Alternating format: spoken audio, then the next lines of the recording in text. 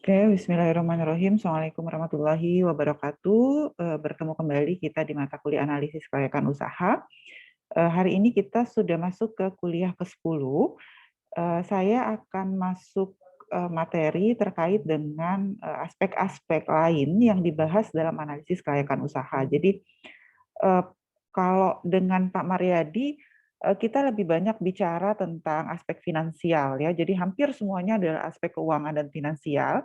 Nah, hari ini saya akan menjelaskan aspek-aspek lain yang juga perlu kita bahas ketika kita menyusun bisnis plan, ketika menyusun analisis kelayakan usaha. Jadi kenapa hanya dibahas, jadi ini ada berbagai aspek nih, tetapi dibahas hanya dalam satu kali pertemuan gitu ya. Tetapi kenapa?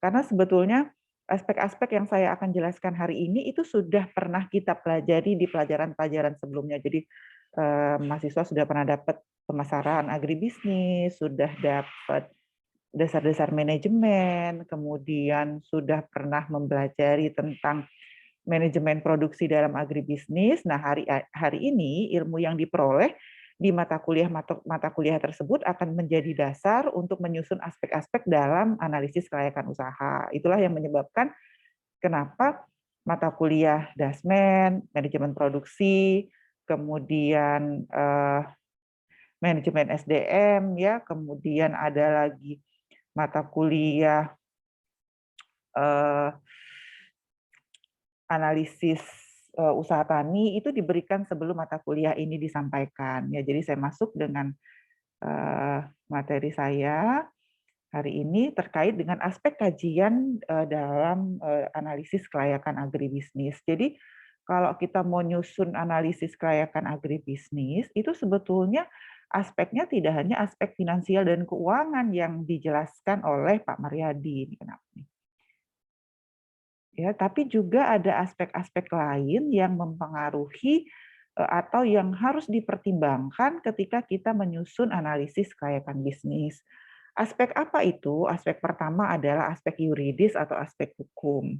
Jadi nanti kita akan bicara pendirian, izin pendirian, kemudian bentuk badan usahanya seperti apa, lalu bagaimana dukungan masyarakat sekitar, ya ada situ dan siup kalau izin usaha, itu kalau yuridis. Yang kedua nanti harus masuk juga di dalam analisis kelayakan usaha itu adalah aspek teknis dan teknologi. Jadi bagaimana proses produksi dari produk yang akan kita buat itu. Jadi kita tidak hanya hitung-hitung keuangannya saja, sebuah analisis kelayakan usaha yang baik itu juga harus diikuti dengan misalnya proses produksinya bagaimana, dapat bahan bakunya dari mana, beli bahan bakunya bagaimana, itu masuk di dalam aspek teknis dan teknologi. Kemudian yang ketiga, yang ini penting ya, aspek ketiga ini adalah aspek penting. Kenapa? Karena pada saat kita memulai usaha, kita harus yakin bahwa produk yang akan kita jual, produk yang akan kita pasarkan itu memang ada konsumen yang mau beli di pasar. Nah, ini penting ya. Jadi aspek pasar ini penting, jangan sampai nanti kita buka usaha terus ternyata pasarnya nggak ada. Ya, nah aspek pasar dan pemasaran ini sudah dipelajari di ekonomi mikro, di manajemen pemasaran sebetulnya. Ya, jadi hari ini kita hanya meriwan apa yang telah dipelajari di pelajaran sebelumnya. Lalu yang keempat adalah aspek finansial. Aspek finansial menurut saya sudah banyak sekali dibahas oleh Pak Mariadi ya. Jadi nanti kita akan tinggal gunakan apa yang sudah disampaikan oleh Pak Mariadi. Yang kelima adalah aspek organisasi. Apa itu aspek organisasi?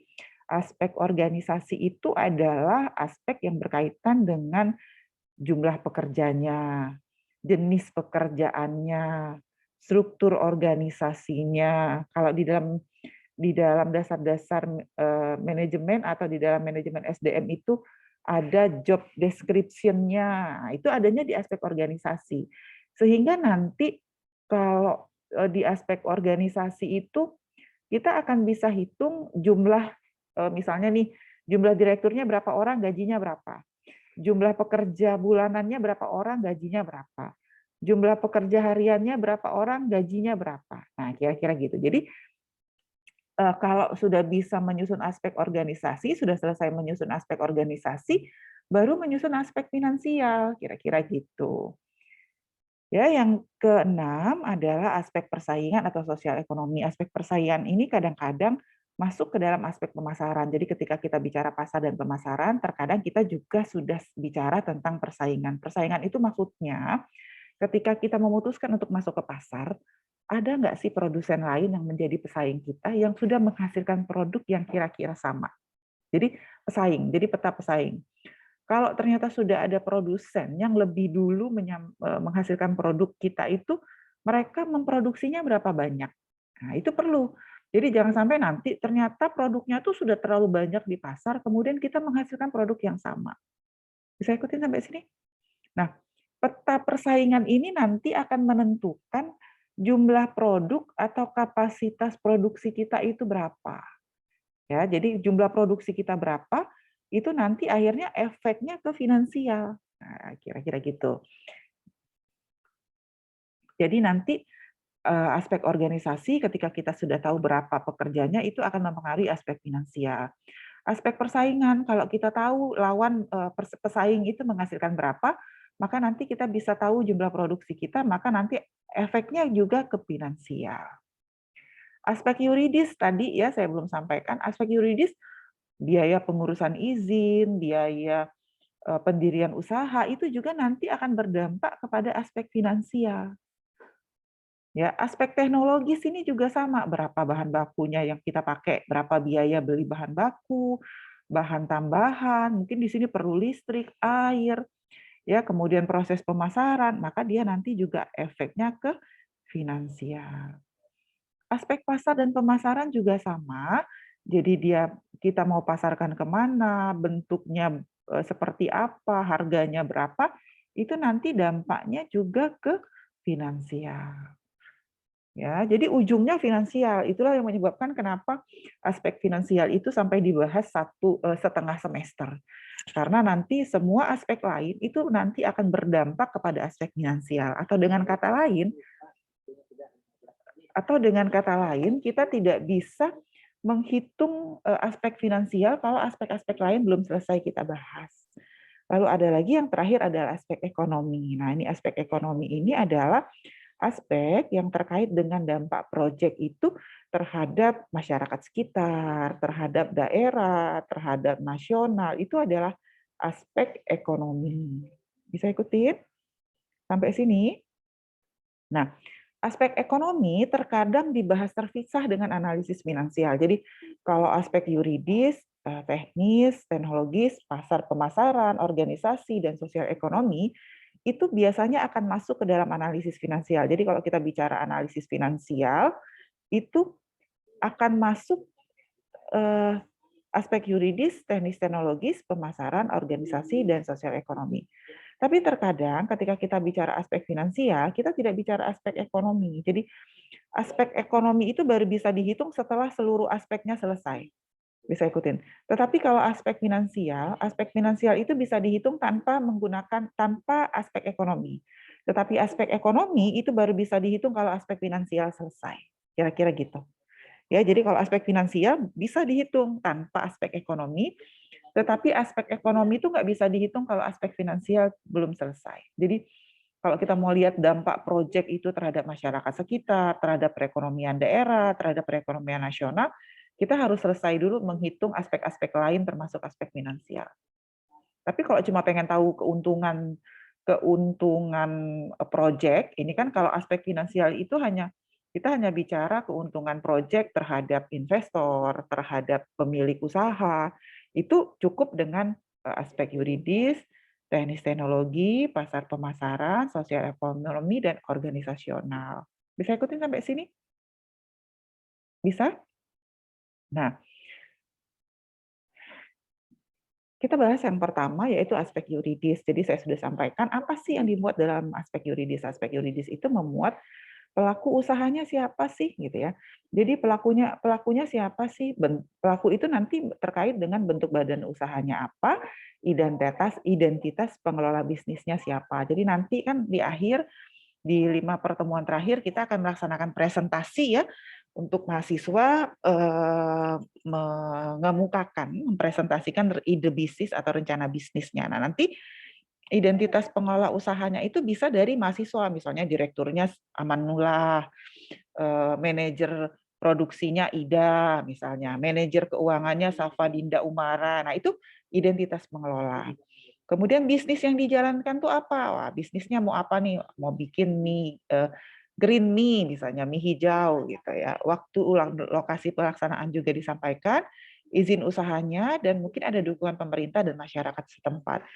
Untuk usaha-usaha tertentu, kita memerlukan dukungan pemerintah dan masyarakat setempat. Jadi harus ada persetujuan untuk usaha-usaha tertentu. Misalnya nih, kita mau bikin peternakan ayam. Bikin peternakan ayam itu nggak bisa sembarangan. Kenapa? Karena harus ada izin masyarakat sekitar. Nah, itu harus masuk di dalam dokumen analisis kelayakan usahanya. Jadi bahwa masyarakat sekitar itu menyetujui kita mau bikin peternakan ayam di wilayah tersebut, ya. Lalu ada berbagai bentuk badan usaha. Saya pikir ini sudah pernah dipelajari di Dasmen, ya, di manajemen SDM sudah pernah dipelajari juga. Jadi saya hanya rewind aja. Ada yang perseorangan. Kalau perusahaan perseorangan itu berarti dia milik sendiri perusahaannya. Kalau perusahaan perseorangan itu tidak perlu syarat pendirian khusus. Jadi bentuk organisasinya sederhana, modalnya tidak besar. Dan kalau perusahaan perseorangan berarti tanggung jawab pemiliknya ya hanya satu, hanya orang itu aja. Ada lagi yang kedua namanya firma, pemiliknya bisa 2 orang atau lebih, ya. Mereka menjalankan usaha atas nama perusahaan. Nah, supaya mereka ini bisa berkumpul, maka mereka membentuk pendirian berupa akta resmi atau bisa juga di bawah tangan ya kesepakatan kerjanya itu. Bentuk organisasinya sudah mulai agak besar ya, kemudian tetapi manajemennya efektif. Kalau firma itu semua orang yang terlibat dalam kerjasama itu ikut di dalam pengelolaan usaha. Jadi misalnya 3 orang, tiga-tiganya ikut dalam pengelolaan usaha. Berbeda dengan CV. Kalau CV dia juga ini ada CV ya. Berbeda dengan CV. Kalau CV dia sama lebih dari 2 sampai lebih dari 2 orang, 2 atau lebih gitu ya. Tetapi kalau di dalam CV itu ada orang yang bertanggung jawab hanya menanamkan modal, ada orang yang bertanggung jawab hanya mengelola usaha. Jadi tidak semua harus kontribusi di dalam modal. Itu kalau CV. Tetapi kalau firma tadi itu kalau 3 orang, tiga-tiganya harus ikut kasih modal, tiga-tiganya harus ikut dalam kegiatan usaha. Kalau CV enggak, itu bedanya ya. Sebagai catatan. Lalu ada lagi yang paling lengkap, paling syaratnya paling banyak, namanya perseroan terbatas. Badan usaha ini didirikan berdasarkan perjanjian, ya, yang bagi orang-orang yang melakukan penanaman modal. Biasanya bentuk setoran modalnya tuh saham kalau PT. PT ada macam-macam, ada perseroan terbatas biasa, ada perseroan terbatas terbuka, dan ada perseroan terbatas persero. Kalau persero, kalau di Indonesia ya, itu biasanya dimiliki oleh BUMN. Kalau misalnya nih kalau di koran gitu ada tulisan PT dalam kurung TBK. Nah, TBK itu artinya terbuka. Ada juga PT Persero ya. Jadi kalau TBK itu artinya terbuka. Kalau dia terbuka artinya PT itu kan siapa saja bisa menanamkan modal. Kalau dia terbuka itu penanaman modalnya sudah boleh dari mana saja, boleh siapa saja, boleh asing, boleh luar negeri, boleh dalam negeri. Itu kalau dia terbuka. Jadi sahamnya atau kepemilikan modal itu sudah dijual di pasar saham. Lalu perseroan terbatas itu ada yang tertutup, ada yang terbuka. Kalau yang tertutup itu penawarannya hanya pada orang-orang tertentu saja, tapi kalau terbuka dia sudah masuk ke pasar modal.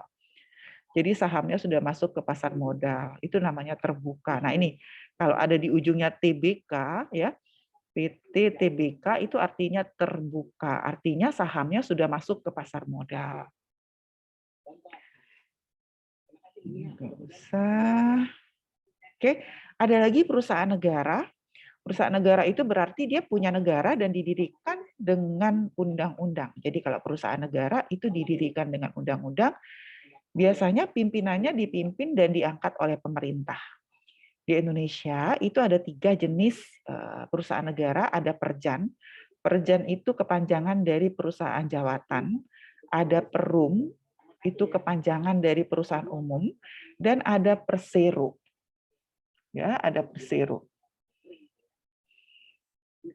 Perjan itu contohnya apa? Kalau kereta api PT KAI itu dulu Perjan, sekarang sudah jadi PT kalau PT KAI. Ya, Perjan itu perusahaan jawatan. Dulu PT KAI itu adalah perusahaan jawatan Perjan. Kok sekarang sudah PT. Lalu Perum itu perusahaan umum. Tujuannya untuk melayani kepentingan umum dan mencari keuntungan. Ya, jadi dia udah masuk mencari keuntungannya kalau perusahaan umum. Contoh Perum di Indonesia itu apa? Perum Peruri, Perusahaan Pencetakan Uang Republik Indonesia. Jadi Perum Peruri itu adalah contoh perum yang ada di Indonesia yang bertugas untuk mencetak uang. Pegawainya statusnya pegawai negara. Kalau Perjan tadi statusnya pegawai negeri. Ada lagi Persero. Persero ini banyak ya, PT Pertamina itu Persero. Kemudian PT PLN ya. Tujuannya untuk mencari keuntungan dan biasanya modalnya bisa sebagian atau seluruhnya dari negara. Jadi perusahaan negara tuh ada Perjan, ada Perum, dan ada PT Persero. Ya, kembali lagi hakikatnya sebagai manusia nggak punya duit, tapi pertama adalah lalu daerah punya perusahaan nggak? Pasti punya. Jadi ada perusahaan daerah. Kalau kalau tadi didirikan, kalau perusahaan negara didirikan oleh peraturan pemerintah pusat, kalau perusahaan daerah berarti oleh pemerintah daerah peraturannya.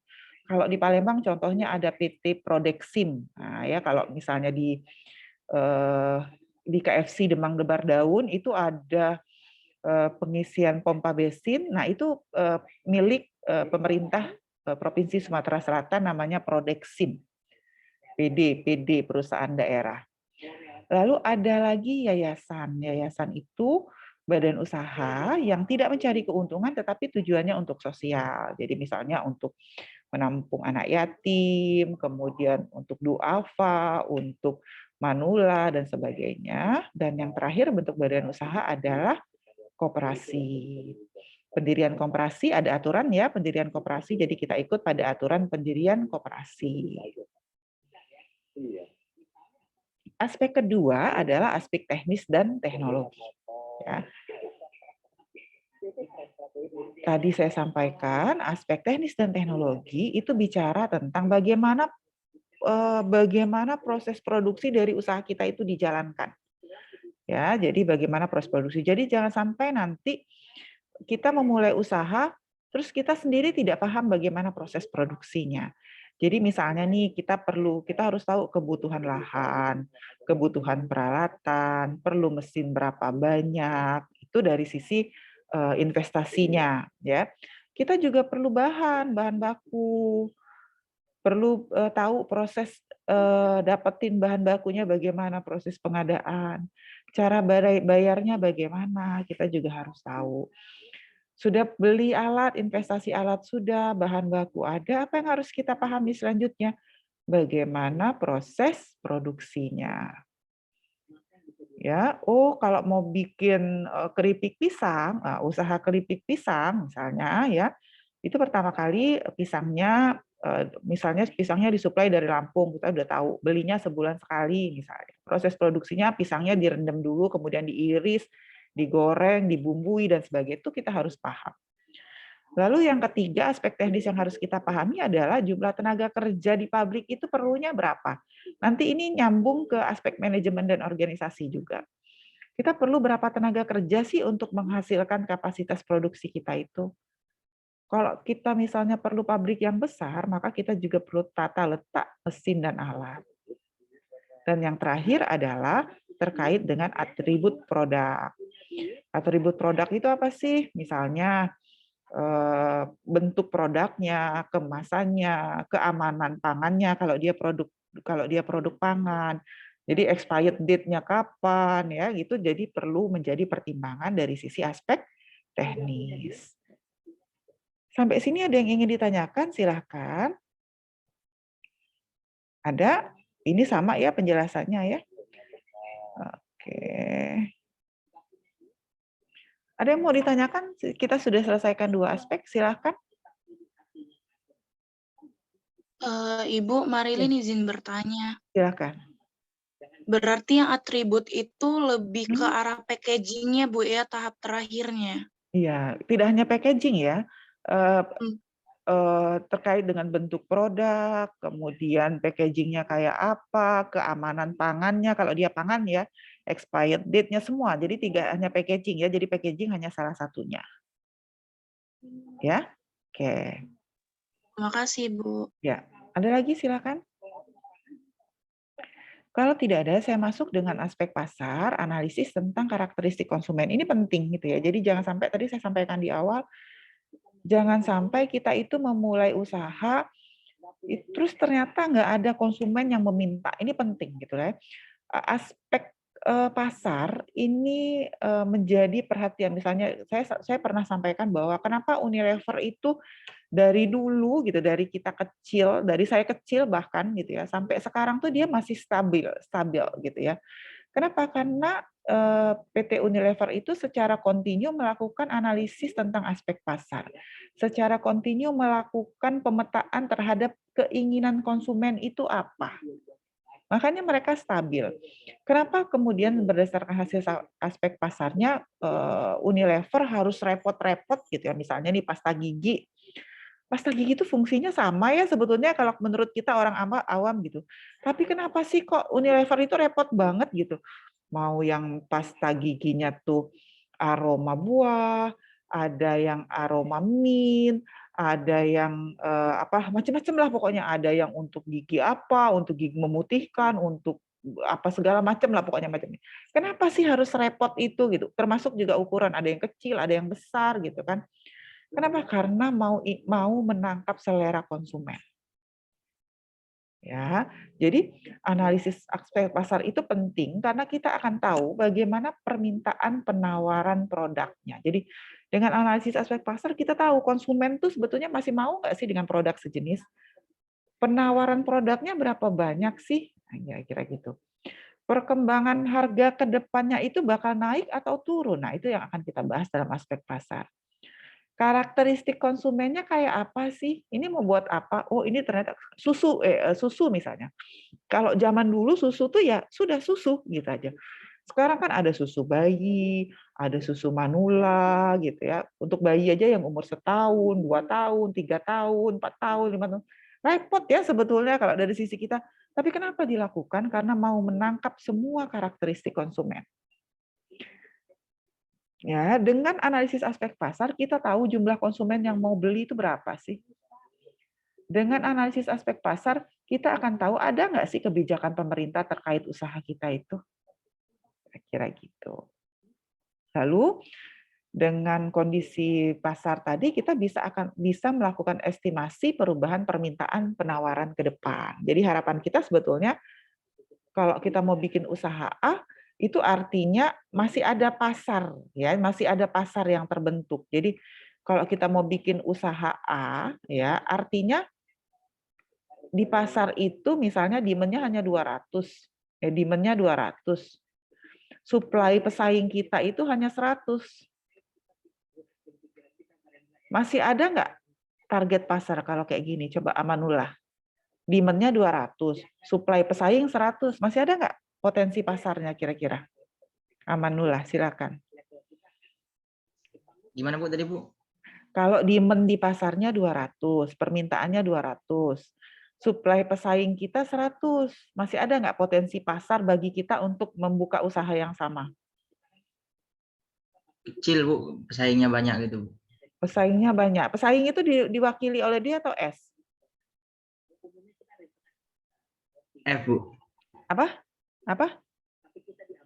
F Bu. F? Demand atau supply? Pesaing itu? Supply Bu. Supply ya.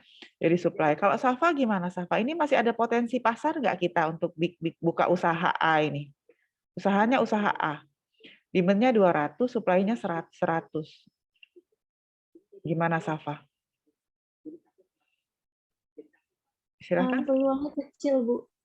Kecil. Kenapa kecil? Kenapa kecil? Oke, Rosa Putri Hani, silakan Rosa. Gimana peluangnya Rosa? peluangnya ada, Bu, karena supply yang ada itu belum bisa memenuhi seluruh kebutuhan konsumen. Jadi bisa ada peluangnya. Jadi betul, jadi masih ada potensi pasar. Ini peluangnya masih tinggi. Kenapa? Karena dari konsumen itu yang minta 200 itu baru 50% yang terpenuhi. Artinya kita masih punya potensi pasar 50% lagi untuk memenuhi. Jadi kita masih punya 100 lagi untuk bisa memenuhi potensi pasar. Ya kan, jadi masih kurang 200. Maka nanti kalau kita mau bikin kapasitas produksi kita itu maksimalnya 100, nggak boleh. Jadi ini harus lebih kecil dari 100, maksimalnya 100. 50 boleh nggak? 50 boleh, karena maksimalnya 100. Jadi dengan analisis kondisi pasar, kita bisa tahu potensi supply dan demand. Jadi Anipot menghitung potensi penerimaan berdasarkan pembelanjaan yang akan dilakukan konsumen. Jadi nanti kalau misalnya kita prediksi 50 dikali harga produk, itulah penerimaan kita. Nah, tinggal disetting 50 ini per hari kah, per minggu kah, per bulan kah? Nah, misalnya gitu ya. Nah, kenapa kita perlu analisis aspek pasar? Ya, bahkan ketika kita bicara konsep kewirausahaan abad 21 ya, kita memulai, kalau dulu orang memulai usaha itu karena kita punya input. Jadi karena orang memulai usaha itu karena kita punya bahan baku kalau dulu. Kalau sekarang enggak. Kita memulai usaha itu karena ada konsumen yang mau beli. Jadi based on consumer demand gitu, kira-kira gitu. Jadi penting analisis aspek pasar itu untuk memastikan bahwa konsumennya ada. Jadi tujuannya adalah untuk memaksimumkan konsumsi, kalau kita sudah memaksimumkan konsumsinya si konsumen, maka kita bisa memaksimumkan kepuasan konsumen.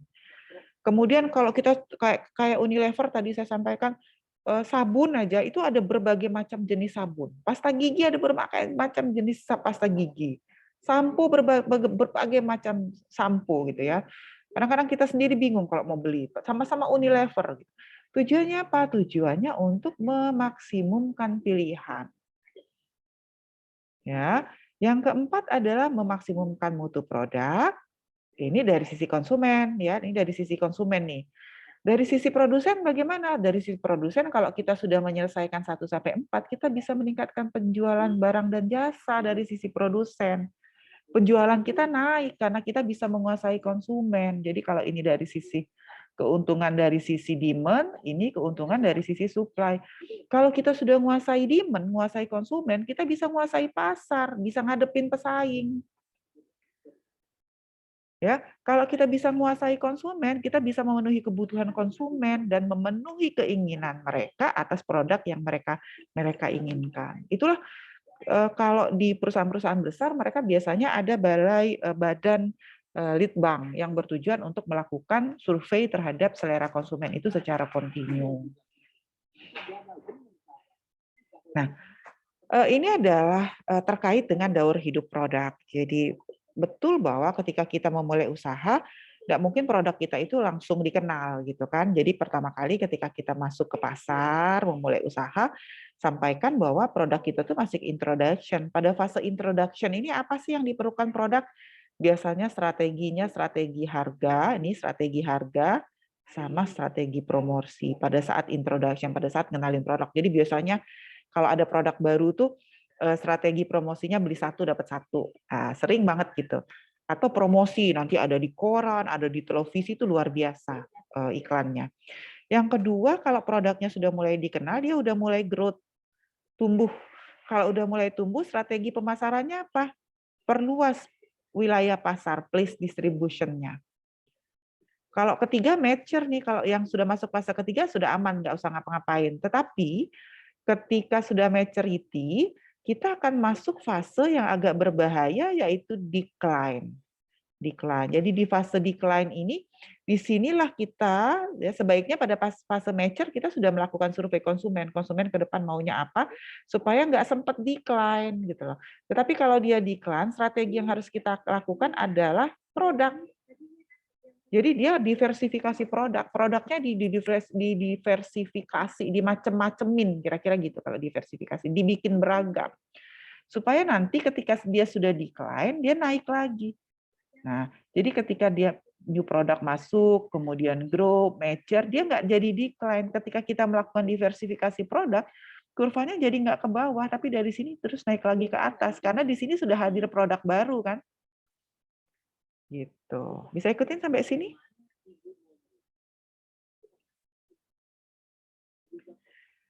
Aspek pasar, jadi satu yang perlu kita perhatikan ketika kita bicara aspek pasar, kita harus lihat produk kita ini kayak apa sih. Misalnya saya mau bikin jaket tebal, kan kita nggak mungkin jual jaket tebal itu di pinggir untuk toko yang dibuka di pinggir pantai. Di pinggir pantai orang nggak mungkin pakai jaket tebal kan gitu. Nah itu kira-kira berkaitan dengan segmentasi pasar. Kemudian ada susu bayi, ada susu manula, kemudian ada apa ya? Kalau sekarang tuh ada sayuran organik gitu ya. Biasanya kalau sayur organik itu orang-orang pendidikan tinggi itu biasanya mereka pendidikan tinggi atau pendapatan tinggi itu sudah mulai beralih ke sayuran organik. Nah, itu mempengaruhi. Jadi jangan sampai nanti misalnya mau jual sayuran organik tetapi kepada masyarakat-masyarakat yang pendapatannya menengah ke bawah. Sementara mereka sendiri untuk pendapatan menengah ke bawah itu dari sisi konsumsi nggak bisa memilih, cuma bisa membeli seadanya kan gitu. Jadi tidak ada keputusan pembeliannya. Nah, ini strategi marketing mix ya, sudah dibahas juga di manajemen pemasaran. Masih ingat nggak marketing mix itu isinya apa aja sih? Coba Harda. Harda, marketing mix itu isinya apa aja, Harda? Ingat nggak? Komponennya apa aja 4P itu? Harda? Harda bisa dengar suara Ibu? Bisa, Bu. Ya, 4P itu apa aja komponennya, Harda? Masih ingat nggak? Coba. Produk, price, sama plans. Apa? Produk, price, oke. Dua lagi? Plans sama promosi. Price, apa? Produk, promosi, price, sama Satu lagi? Place. Ya. price. Jadi produk, price. Jadi strateginya itu kalau kita bicara pemasaran, nanti mau memasarkan produk, price itu harga, place atau distribution, dan promotion. Itu strategi yang bisa kita pakai ketika kita mau memasarkan produk. Sampai sini ada yang ingin ditanyakan? Silahkan. Sebelum saya masuk ke aspek finansial saya rewind sedikit juga, karena Pak Mariadi sudah menghabiskan sampai 7 kali pertemuan ya untuk membahas tentang aspek finansial. Jadi nanti saya akan langsung ke ininya aja, ke Excel. Saya lihat Pak Mariadi juga udah sampaikan Excel-nya ya. Nah, saya masuk dengan aspek finansial. Aspek finansial itu adalah aspek keuangan yang berkaitan dengan penggunaan input yang dipakai masuk ke proses produksi sampai nanti inputnya menjadi produk, kira-kira gitu. Nah, maka ada beberapa bagian yang kita butuhkan. Yang pertama terkait dengan analisis kebutuhan modalnya, lalu analisis kebutuhan biayanya, lalu analisis laba ruginya. Ya. Aspek finansial ada struktur investasi dan modal kerja. Jadi minggu lalu saya sampaikan bahwa di dalam analisis finansial itu ada 2 jenis biaya, yaitu biaya investasi dan biaya operasional. Jadi biaya operasionalnya itulah biaya modal kerja, lalu nanti ada struktur finansial dan sumber modal. Mungkin kalau kita ada pinjaman, ada jadwal pembayaran hutang, ada estimasi penjualan, estimasi biaya produksi, lalu ada cash flow, aliran kas, dan cost of capital. Lalu kita akan menyusun juga neraca dan laporan laba rugi serta kriteria investasi. Analisis risikonya apa yang dipakai? Ada NPV, IRR, indeks profitability, break even point, sensitivitas ya. Jadi ada banyak alat analisis yang dipakai. Yang ini sudah dipelajari oleh Pak Mariadi. Pak Mariadi sudah sempat jelaskan analisis sensitivitas belum? Ingat nggak? Di ujung kriteria investasi itu ada disampaikan nggak analisis sensitivitas? Belum ada? Belum? Minggu lalu saya sudah sampaikan kembali NPP, IRR, IP, dan BEP ya. Jadi semoga masih ingat, NPV itu adalah keuntungan seumur proyek yang dibawa ke nilai sekarang. Ya, IRR itu internal rate of ratio adalah tingkat bunga yang memberikan pendapatan yang pada kondisi di mana pendapatannya 0. IP itu indeks profitability dan ada BEP. Sebetulnya ada lagi gross BC dan net BC. Ya, gross BC dan net BC. Nah, apa saja biaya investasi? Jadi ada di dalam proyek itu ada dua biaya investasi dan biaya operasional. Biaya investasi awal adalah biaya yang dikeluarkan sebelum proyeknya jalan. Itu namanya biaya investasi, bisa tanah bangunan, bisa beli mesin, bisa peralatan, tool and equipment, kendaraan, peralatan kantor. Nah, satu hal yang penting ketika kita akan menyusun analisis kelayakan usaha, yang harus kita tentukan adalah umur proyek. Ya, umur proyek. Jadi saya sampaikan kemarin, biasanya kita akan menggunakan analisis kelayakan usaha ketika proyeknya itu memiliki umur ekonomis jangka menengah dan panjang. Tapi kalau jangka pendek, gunakan saja analisis usaha tani biasa. Ya, jadi pakai keuntungan, penerimaan, BC dan RC rasio kalau dia proyek jangka pendek. Tapi kalau jangka menengah atau jangka panjang, maka kita akan gunakan analisis kelayakan usaha. Nah, apa yang menentukan umur proyek? Nah, ini perlu diingat ya, ini suka dilupakan soalnya. Apa yang menentukan umur proyek? Apa sih yang menentukan proyek kita itu 3 tahun, 5 tahun, 20 tahun, 25 tahun, 15 tahun itu apa sih? Gitu. Yang pertama, kalau proyek kita bukan tanaman, jadi kalau misalnya proyek kita itu pengolahan minyak goreng, itu nggak ada tanamannya kan ya? Maka lihat umur ekonomis aktiva utamanya. Jadi aktiva utama itu misalnya mesin di pabrik itu bisa dipakai berapa lama. Kalau dia bisa dipakai 10 tahun, berarti umur ekonomisnya 10 tahun. Kalau umur ekonomis dari peralatan atau mesin itu cuma 5 tahun, berarti umur ekonomisnya 5 tahun. Tetapi kalau dia tanaman, pakai umur ekonomis tanaman. Misalnya kelapa sawit itu 25 tahun. Maka kalau mau bikin analisis kelayakan usahanya 25 tahun. Karet itu sama, ya, karena dia umurnya bisa sampai 25 tahun, maka umur ekonomisnya 25 tahun. Apalagi misalnya ini, Bu, tanaman kehutanan akasia. Akasia bisa sampai 15 tahun. 8 tahun pertama bisa panen, 10 tahun bisa panen, 12 tahun bisa panen, sampai panen terakhir itu 15 tahun. Maka umur ekonomisnya 15 tahun.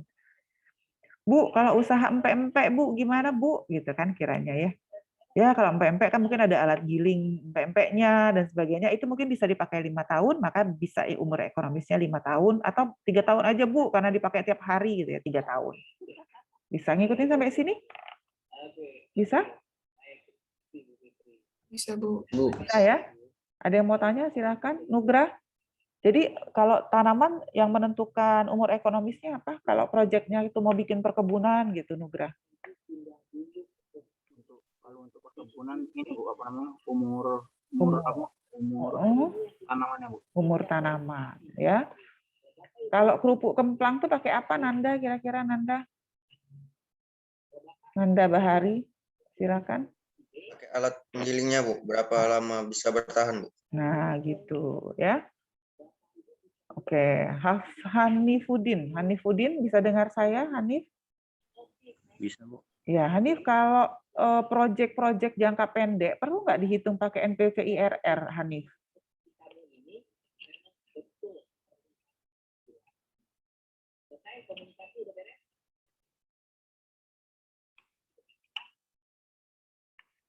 Perlu nggak, Hanif? Perlu kayaknya Bu. Lupa. Richard, gimana Richard? Kalau proyek jangka pendek perlu nggak dihitung pakai NPV IRR?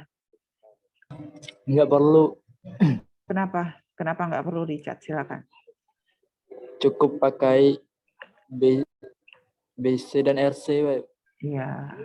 Kenapa tidak perlu menggunakan NPV IRR? Denada Pernia. Kalau proyek jangka pendek. Karena perkebunan itu sebenarnya kalau NPV IRR itu lebih ke yang 10 tahun ke atas. Oke. Ada yang bisa jawab lebih lengkap? Siapa nih? Septian Halim. Silakan, Septian Ya Halim. Bu, Ya. kalau Kenapa kalau jangka penggunaan pendek? Kenapa? Ya, silakan. penggunaan analisis IRR dan IPV itu Bu untuk usaha produksi yang jangka panjang Bu, seperti misalnya perkebunan kelapa sawit yang Ya. tumbuhannya itu Mm-mm. tahunan Bu. Kalau Oke. yang hanya jangka pendek hanya bisa kita bisa menggunakannya dengan analisis usaha tani aja Bu. Oke. Nah, pertanyaan selanjutnya, kenapa kalau proyek jangka pendek itu kita tidak perlu menggunakan NPV IRR? Ikhwan, silakan Ikhwan. Ikhwan? Ikhwan ada di kelas? Ikhwan ada di kelas? Bu, nge-lag jaringan Lek. Hasan baru Wahyu. masuk. Hasan Wahyu, kenapa kalau jangka pendek itu kita nggak perlu hitung pakai NPV IRR? Hasan? Ya Ibu, Ya, kenapa kalau jangka pendek itu kita nggak perlu pakai NPV IRR, Hasan? Silakan.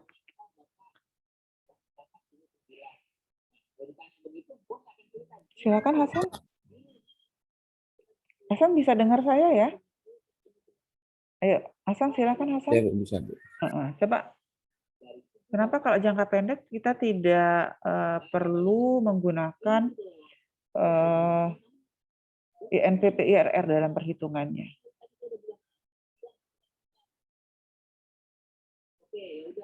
Bisa, Hasan? Oke, kalau enggak, siapa yang bisa menjawab? Silakan. Anda Bu. Alia, Bu. Alia. Oke, Alia. Silakan Alia. Jadi kalau misalnya dalam jangka pendek itu biasanya pengaruh inflasinya nggak banyak. Jadi harga yang ada tuh nggak terlalu banyak berubah. Iya, betul ya. Jadi kenapa dalam jangka pendek kita tidak perlu menggunakan NPV IRR? Karena dalam jangka pendek, jawaban Alia betul, dalam jangka pendek tidak ada perubahan nilai uang. Ya, tidak ada perubahan nilai uang, sehingga kita nggak perlu menggunakan analisis NPV IRR. Tetapi kalau dalam jangka panjang, dalam jangka waktu 2 tahun, 3 tahun, dan seterusnya, itu sudah ada perubahan nilai uang. Artinya kita tidak bisa menyamakan nilai 1 juta tahun ini dengan 1 juta tahun depan. Tapi kalau yang kita mau hitung itu adalah analisis analisis kelayakan usaha tani padi. Usaha tani padinya itu hanya 4 bulan. Dalam jangka waktu 4 bulan, itu ada sih inflasi, kita akui inflasinya ada. Tetapi kalau secara statistik itu tidak berpengaruh, tidak berbeda nyata, sehingga kita tidak perlu melakukan normalisasi dengan perubahan nilai uang tadi. Saya ikutin sampai situ ya. Jadi yang penting dari analisis kelayakan usaha adalah penentuan umur proyek. Nanti akan ada cash flow dan outflow. Nanti saya akan langsung tunjukkan cash flow dan outflow-nya ya. Ini supaya nggak terlalu. Yang selanjutnya adalah aspek organisasi. Tadi saya sudah sampaikan. Dia menganalisis jumlah dan kualifikasi SDM yang dibutuhkan. Bisa kita bagi nanti pada saat fase konstruksi dan pada saat kegiatannya sudah berjalan. Jadi boleh kok di dalam analisis organisasi itu kita bagi pada saat sebelum proyeknya jalan atau pada masa konstruksi dan setelah proyeknya jalan. Nanti lalu aspek persaingan tadi sudah saya banyak bahas ya, jumlah pesaing. Bahkan untuk perusahaan-perusahaan besar kita diminta untuk memetakan kekuatan dan kelemahan pesaing. Ya, bahkan dalam tanda kutip ya gitu. Ada pekerja yang berhenti dari perusahaan pesaing itu bisa kerja di perusahaan kita. Karena kenapa? Kita memerlukan informasi terkait dengan kekuatan dan kelemahan pesaing. Bahkan sampai seperti itu kalau perusahaan-perusahaan besar. Ya, sampai sini. Saya akan masuk dengan format proposal kelayakan usaha. Jadi ini yang akan kita susun sebetulnya. Sebetulnya kelayakan usaha itu terbagi menjadi 3. Ada executive summary, yang lalu ada proses kelayakan. Jadi yang aspek-aspek tadi yang kita bahas itu akan masuk di sini, ya. Dan terakhir adalah rekomendasi, rangkuman dan rekomendasi apakah proyek itu bisa dijalankan atau tidak. Ya. Nah, ini ada format resminya, jadi ikhtisar dulu, rangkuman, kemudian aspek pasar, teknis, manajerial, finansial, ya, kemudian aspek hukum boleh masuk lingkungan, sosial, yuridis, lalu ringkasan, dan mungkin beberapa lampiran. Ikhtisar itu menyangkut apa? Objek yang kita teliti, kelayakan yang kita riset, kelayakan itu apa, waktunya apa, timnya siapa, metode alat untuk kita menyusun analisis kelayakan itu apa, dan ringkasan hasilnya, rekomendasinya layak atau tidak. Ini uraian aspek tadi, mulai dari yuridis, pasar pemasaran, teknis dan produksi, finansial, persaingan, organisasi, dan ekonomi. Aspek ekonomi ini sebetulnya ada satu teknis perhitungan khusus yang harus dipelajari ya terkait dengan aspek ekonomi. Jadi terkadang kita kalau dalam skripsi yang paling sering dikerjakan itu adalah aspek sampai ke aspek finansial. Kalau aspek ekonomi itu sebetulnya perlu perhitungan khusus. Ringkasan tadi sudah disampaikan dan lampiran. Oke, silakan jika ada yang ingin ditanyakan terkait dengan materi hari ini sebelum saya lanjutkan dengan format kelayakan usaha. Silakan. Ada yang mau tanya? Silakan.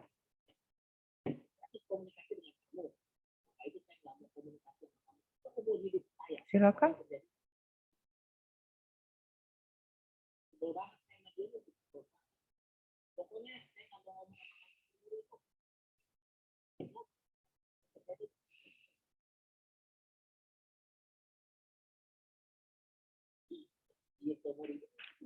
Ada yang mau tanya? Silakan. Ada? Nggak ada? Kalau tidak ada, saya mau masuk sedikit mengenai salah. Kuliah. Ini mana ya?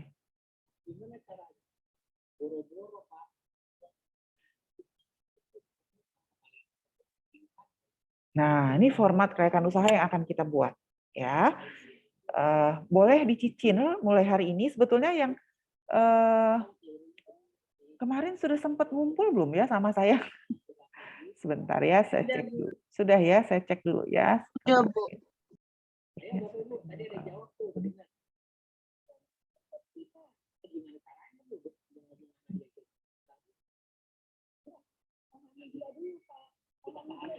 Sebentar, silakan. Mana tadi?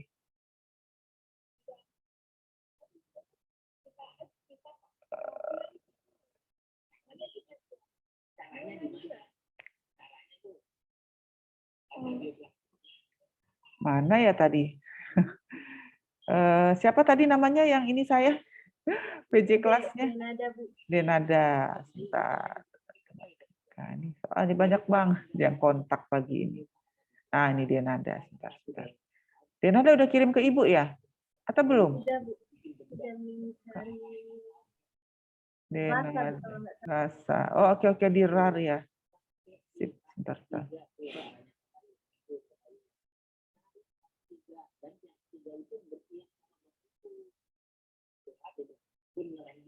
Kok nggak mau di-download? Oke. Kita lihat sebentar. Oke.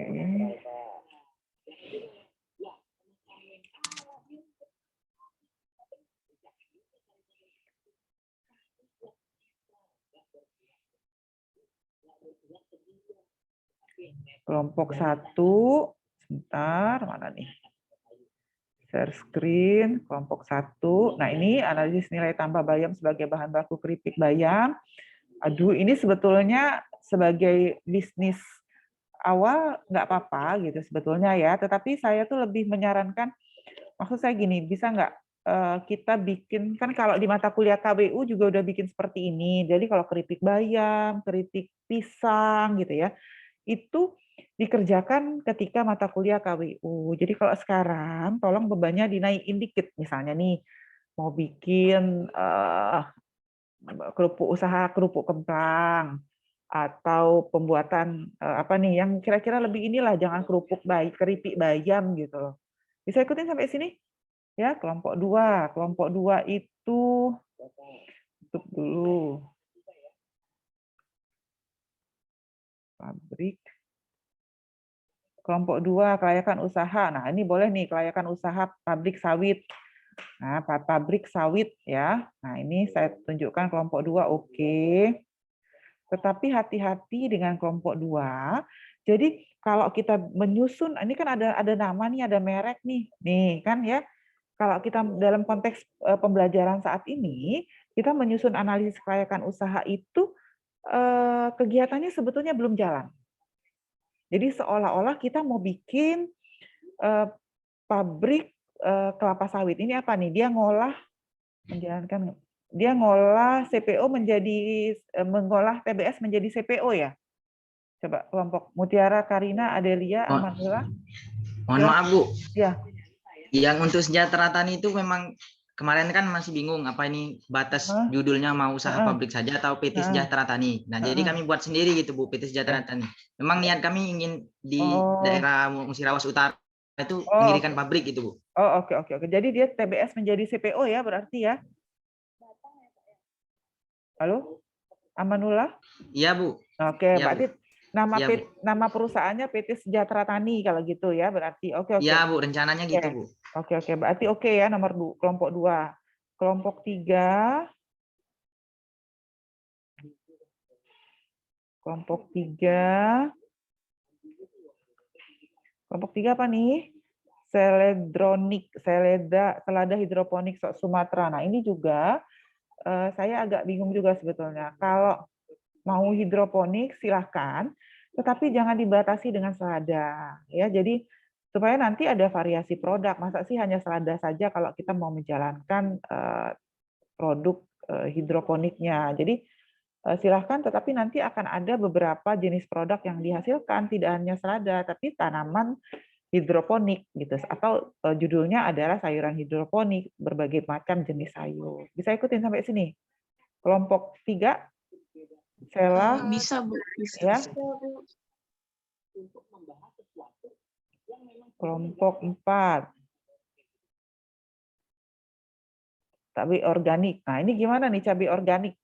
Budidaya tanaman cabai organik. Ini hati-hati karena kalau kita dalam konteks budidaya, ya cabai itu kan 3 bulan udah panen. Nah, artinya harus ada peta. Sementara kan kita harus bikin kegiatan ini paling tidak 3 tahun, 3 sampai 5 tahun. Jadi 5 tahun lah bikinnya. Artinya kalau dia 1 bulan panen 3 kali, maka 1 tahun kalau cabai itu kan 3 bulan panen, berarti 1 tahun bisa 3 sampai 4 kali siklusnya.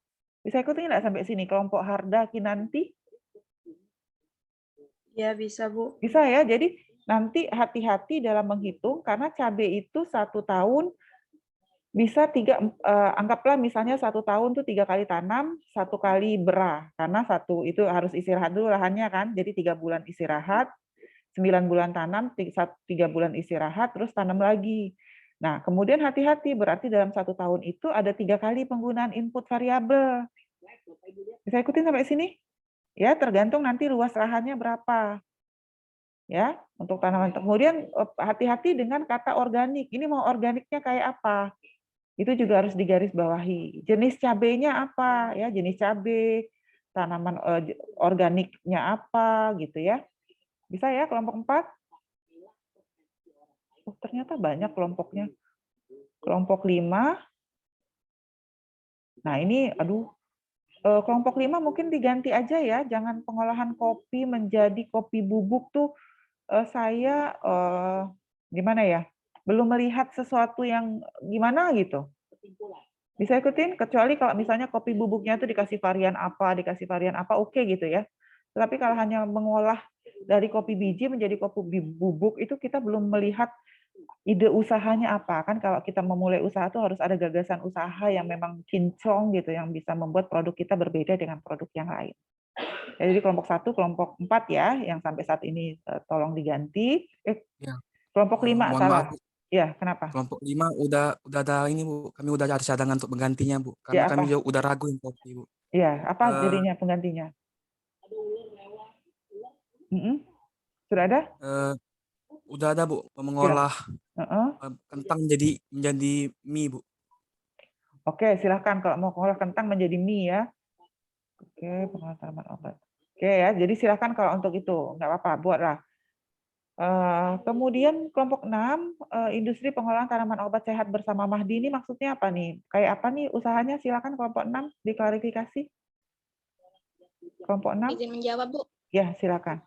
Jadi itu tentang industri pengolahan tanaman obat. Misalnya tanaman obatnya dijadiin permen jahe, terus juga obat-obatan dari tanaman obat juga.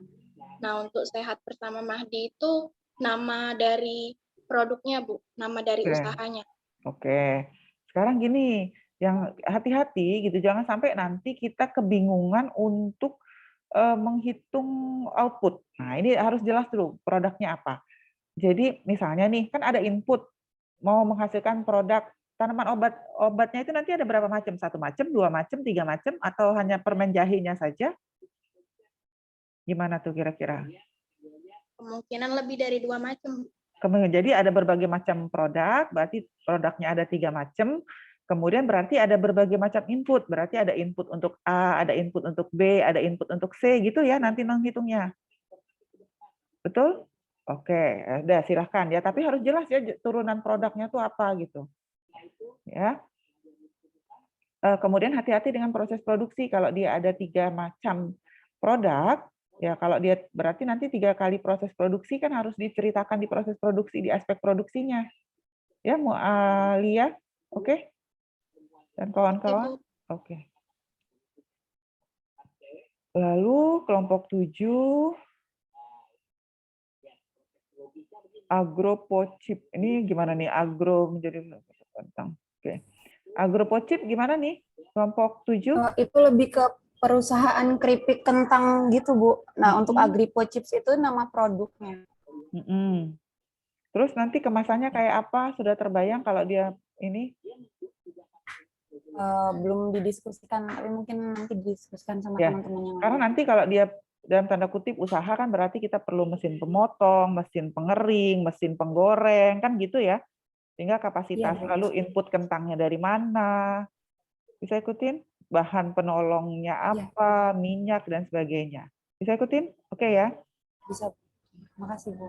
Ya, selanjutnya yang terakhir adalah pengolahan anggur menjadi selai anggur. Oke, nah ini juga harus hati-hati. Ini sebetulnya secara ini saya oke gitu, jadi mengolah anggur menjadi selai anggur, tetapi hati-hati tadi ya terhadap input yang diperlukan. Dia perlu inputnya berapa, kapasitas produksinya berapa, ya kemudian anggurnya nanti dapat dari mana. Kelompok 10? Kok kelompok 10 sih, kelompok 8 kali ya? Kelompok 10? 1, 2, 3. Iya, Bu. Ya, kelompok 8. Gimana? Bisa dijelaskan rencana usahanya? Kalau rencana usahanya sendiri, anggurnya itu diambil dari petani lokal, Bu. Jadi kan kayak masyarakat sekarang kan belum terlalu melirik tuh anggur dari lokal. Jadi kami berinisiatif untuk mengolahnya lebih baik gitu loh, jadi dari buah-buahan lokal Indonesia sendiri gitu, dari petani lokalnya.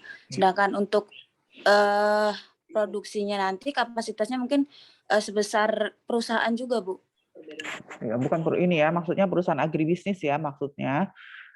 Maksud saya gini, kita tetap harus berhati-hati terutama untuk tadi kalau kayak potato chip, kemudian untuk anggur jelly gitu ya, selai anggur itu kan ada proses produksi, ada berarti di dalam perhitungan biaya itu harus ada informasi tentang keamanan pangannya, tentang masa produk, kadaluarsa produk dan sebagainya nanti disampaikan. Saya ikutin sampai sini? Bisa? Tri? Oke. Nah, ini ada contoh dari punya kakak-kakaknya. Ya, saya sampaikan sedikit.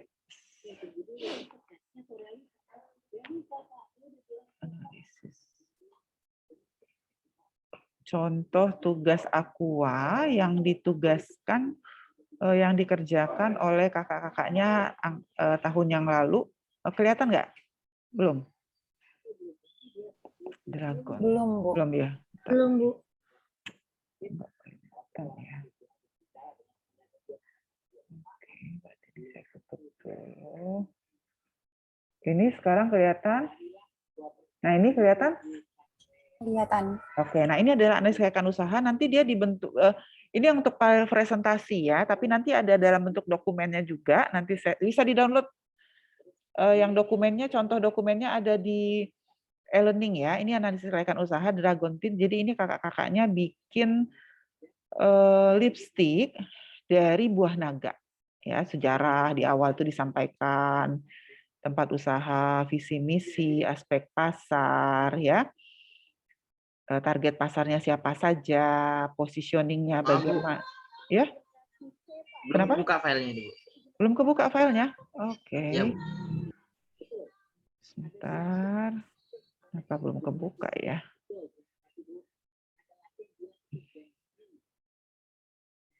Saya cancel.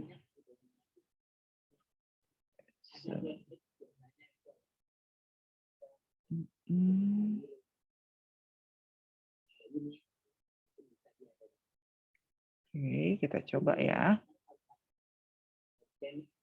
Nah, ini sudah kelihatan? Kelihatan, Bu. Sudah, Bu. Ya. Nah, ini jadi dia mulai dari latar belakang ya, nanti kekayaan usaha, tapi ini ringkasannya. Nanti ada dokumen ini untuk presentasi. Kemudian nanti ada sejarah, ya itu tadi sejarahnya ya satu kelompok itu akan membentuk kegiatan usaha, visi misi, aspek pemasaran, target, positioning ya. Ini adalah permintaan. Jadi permintaannya berapa? Nanti untuk hasil tugas analisis kekayaan usaha, karena permintaannya tuh kan kita tidak bisa belum tahu karena ini kan hanya latihan. Jadi nanti permintaannya di hipotetik saja. Jadi data simulasi aja. Ya, jadi berapa nih misalnya permintaannya per tahun 2000 silahkan. Tapi konsepnya yang perlu kita pahami adalah pasar itu baru terbuka ketika demand lebih besar daripada supply. Jadi jangan sampai nanti di sini penawarannya lebih besar daripada demand. Nah, lihat nih. Di sini demand-nya 2000, supply-nya dari pesaing itu hanya 900. Jadi masih ada terbuka untuk bikin lipstick itu. Kira-kira gitu. Paham ya konsepnya ya? Ini rencana penjualan sehingga tadi permintaannya 2000, penawarannya cuma 900, kita masih peluang usaha 1100. Sehingga rencana jualnya nggak usah lah dipenuhi semua, ambil aja 90%, 900, berarti hanya 81% gitu. Nah, ini produknya. Ya, jadi akan ada yang seperti ini, nanti juga ini gambaran produknya, desain, harganya bisa disampaikan, promosinya bagaimana, placement-nya, tipe, proses, mereka pakai bukan 4P, tapi pakai 7P bahkan. Ya, kalau tadi kan marketing mix saya hanya jelaskan 4, ini sudah sampai 7. Aspek organisasi, perizinan, jadi semua disampaikan, operasi, produksi, manfaat produknya apa, kegunaan produk, nanti saya share ya. Proses penjualannya bagaimana, kapasitas penjualan, hati-hati kalau tadi kita mau memenuhi penjualan 900, maka di sini juga 900 kapasitas penjualan. Jadi kalau di depan tadi 900, di sini juga 900. Tanah bangunan berapa? Nah, ini alat-alat yang kita perlukan. Ya, kemudian aspek keuangan. Aduh. Kenapa nih? Ini IRR ya sudah dibahas. Di ujung itu biasa, kalau nggak salah, sebentar ya saya buka satunya.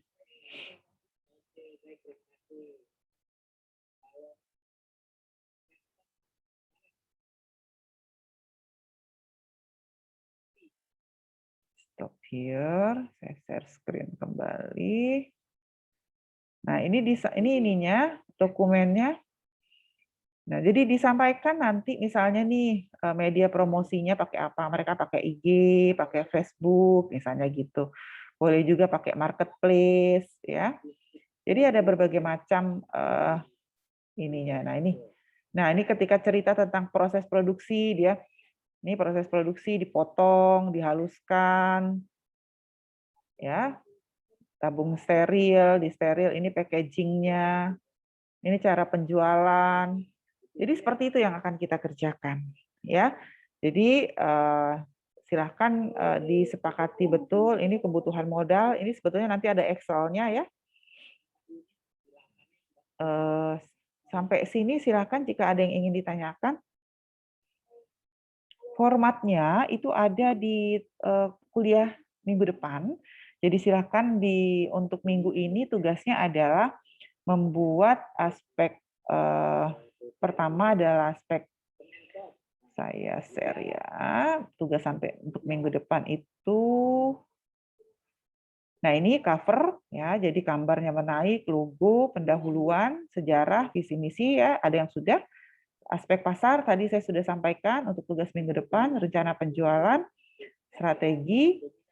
Nah sampai sini dulu aja, sampai dengan aspek organisasi boleh sampai untuk minggu depan. Nanti setelahnya, nah aspek produksi tinggalkan dulu, kita bahas minggu depan aspek produksi dan keuangan. Jadi minggu depan kita akan bahas Excel-nya untuk aspek keuangan sampai nanti kita bisa menghitung NPPIRR dengan menggunakan Excel. Ya, silakan jika ada yang ingin ditanyakan terkait kuliah hari ini. Jadi sampai 4 ya, sampai ya.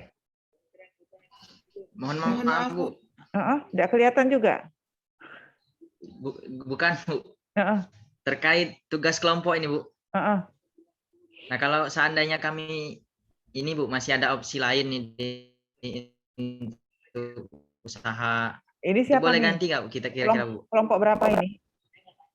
Kelompok 2 yang pabrik sawit tadi, Bu. Nah, nggak apa-apa itu aja. Kenapa mau ganti apa? Enggak. Kelihatannya kalau pabrik itu lebih ini, Bu. Lebih susah. Besar ini. Ya, Bu. Ya enggak, kan nanti cara mengambil pabrik, cara menginikannya itu di Google itu udah banyak proses pengolahan dari TBS menjadi CPO. Bisa ambil itu sebagai dasar. Jadi tidak harus pergi ke pabrik sawitnya. Sama yang mau memulai usaha potato chip, itu silahkan mengambil. Jadi gini, kalau nanti nih skripsinya mau analisis kelayakan usaha, itu kan usahanya belum mulai. Kita nggak punya data biaya, betul nggak? Kalau skripsinya. Jadi saya mau bikin pabrik pengolahan minyak goreng. Mau bikin deskripsi saya adalah analisis kelayakan usaha minyak goreng kelapa sawit. Saya tuh belum mulai usahanya, saya nggak tahu biayanya berapa, gimana saya mau dapat data, kan gitu. Maka kalau proyek-proyek yang berkaitan dengan analisis kelayakan usaha, kita punya sumber data. Sumber datanya tuh bisa macam-macam, bisa sumber primer, artinya kita betul-betul datang ke pabrik pengolahan minyak goreng, atau kita melakukan studi pustaka terkait dengan usaha-usaha yang sudah ada lebih dulu. Bisa ikutin nggak sampai sini? Bisa ya? Bisa, Bu. Ya begitu, jadi jangan langsung menyerah. Oke? Ya, Bu. Iya. Bu, Ya, izin, apa? Bu, untuk yang kelompok 4 tadi, Bu. Kelompok 4 kenapa? Bisa ini mau ganti umbi borang menjadi beras shirataki. Ya, boleh. Ya, boleh. Jadi tidak harus datang. Jadi itu konsep kelayakan usaha. Jadi konsep kelayakan usaha itu usahanya belum jalan. Jadi kita tuh nggak punya data. Karena kita nggak punya data, maka kita harus punya sumber data. Sumber datanya bisa primer, bisa sekunder. Primer itu kita datang ke tempat pabrik pengolahan porangnya. Sumber kedua kita pakai sekunder. Hasil riset-riset sebelumnya itu kita kumpul-kumpulin, kita susun jadi analisis kelayakan usaha. Gitu, oke?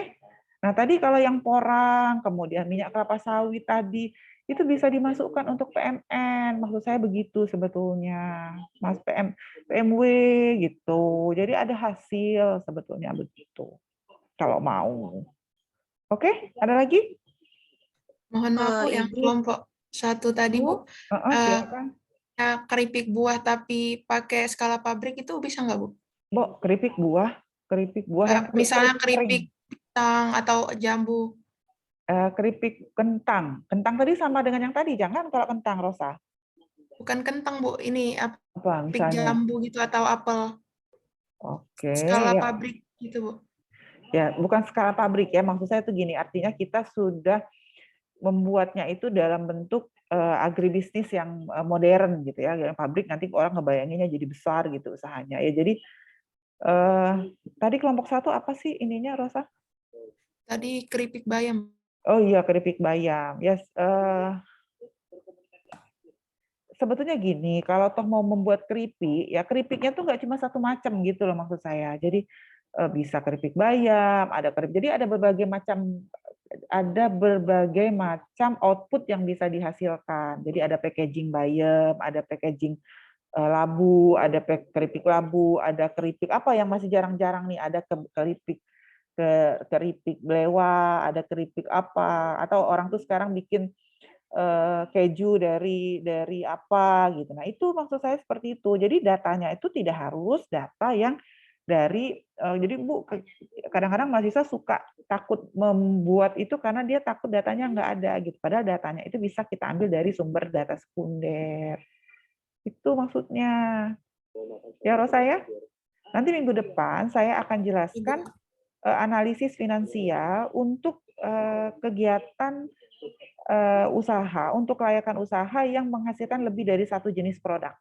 Nah, jadi ada yang satu, saya mulai dengan satu minggu depan itu, kemudian ada yang 3 produknya. Sehingga nanti mahasiswa dapat gambaran kalau produknya 3 tuh kayak apa sih gitu. Kalau produknya 1 kayak apa, kalau kayak minyak sawit tadi kan dia 1 ya produknya hanya CPO aja gitu. Tapi kan ada beberapa kayak hidroponik tadi kan produknya lebih dari 1. Ya kan? Oke, yang keripik kentang tadi bisa macam-macam produknya, bisa dalam bentuk kaleng, bisa dalam bentuk plastik gitu ya, bisa dibikin atau berbagai macam ukuran produk juga bisa. Ada yang ingin ditanyakan sampai sini? Ibu Marilyn izin bertanya. Silakan. Kalau untuk Marilyn tadi kan kedapatan yang hidroponik itu, Bu, tapi kita cuma kayak satu komoditi itu selada. Nah, kebetulan Marilyn ini sekarang lagi jalanin program, Bu, sama teman-teman. Itu mix sama, jadi program kami itu program kayak Wira Desa itu, Bu, dari kemarin alhamdulillah lulus program Kemendikbud RI. Nah, Marilyn tuh Marilyn mau izin, boleh nggak, Bu, Marilyn untuk yang tugas yang kali ini Marilyn ambil dari program Marilyn kami itu kayak diversifikasi jambu air gitu, Bu. Jadi produk jambu air ini kami olah jadi 3 produk, yaitu sirup, keripik, sama permen jelly, Bu. Oke, silakan. Silakan. Nah, iya kalau kayak gitu kan bisa langsung dikonsistenkan. Nanti bisa jadi skripsi juga jadinya. Bisa sampai ke skripsi jadinya ya. Jadi yang kayak yang minyak goreng sawit, yang TBS tadi itu bisa jadi skripsi nantinya. Ya, jadi bisa sampai ke skripsi. Kemudian bikin yang kentang tadi juga bisa jadi skripsi. Jadi kan menarik tuh, berguna ininya. Ya. Ada lagi yang ingin ditanyakan? Silakan. Oke, jika tidak ada, saya tutup kuliahnya. Terima kasih atas perhatiannya. Salam sehat selalu. Jangan lupa jaga. Bu, mau nanya. Maaf, Bu, sebelumnya. Tadi ini kan saya di awal lupa absen. Jadi saya baru ingat absen itu di menit 9 lewat 20 menit. Itu udah nggak bisa absen lagi, Bu. Dan udah, oke. Nanti ya untuk absen kita bicarakan di luar ini. Karena ini direkam ya. Jadi kalau untuk absen kita bicarakan di luar kuliah. Saya tutup kuliahnya. Terima kasih atas perhatiannya. Jangan lupa jaga protokol kesehatan. Semoga kita bisa segera ketemu dalam kuliah offline ya. Terima kasih. Wassalamualaikum warahmatullahi wabarakatuh. Waalaikumsalam warahmatullahi wabarakatuh.